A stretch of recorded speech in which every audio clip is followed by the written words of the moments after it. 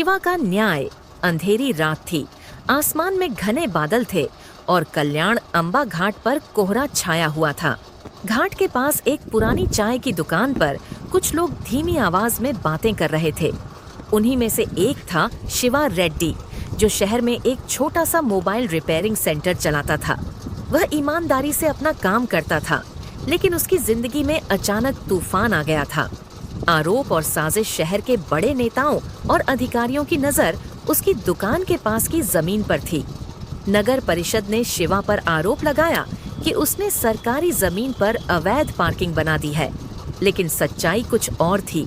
वास्तव में कुछ प्रभावशाली लोग उस जगह पर कब्जा करना चाहते थे और शिवा उनकी राह में रुकावट बन रहा था।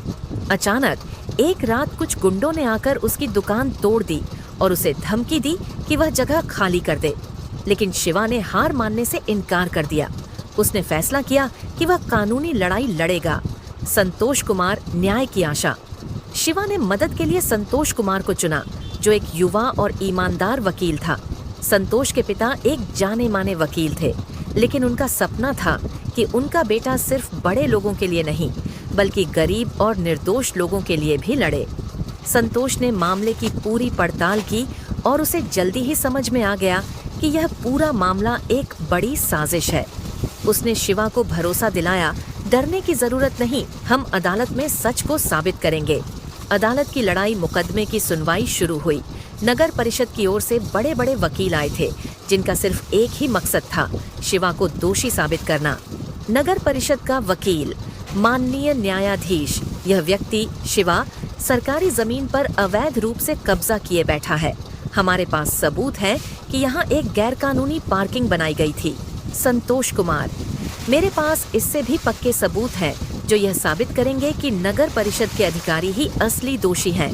संतोष ने अदालत में सीसीटीवी फुटेज और कुछ गवाहों को पेश किया। रघु, जो कि नगर परिषद का एक पूर्व कर्मचारी था, सबसे अहम गवाह साबित हुआ।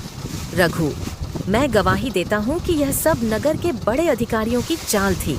उन्होंने मुझे आदेश दिया था कि शिवा के खिलाफ झूठे दस्तावेज तैयार करूं।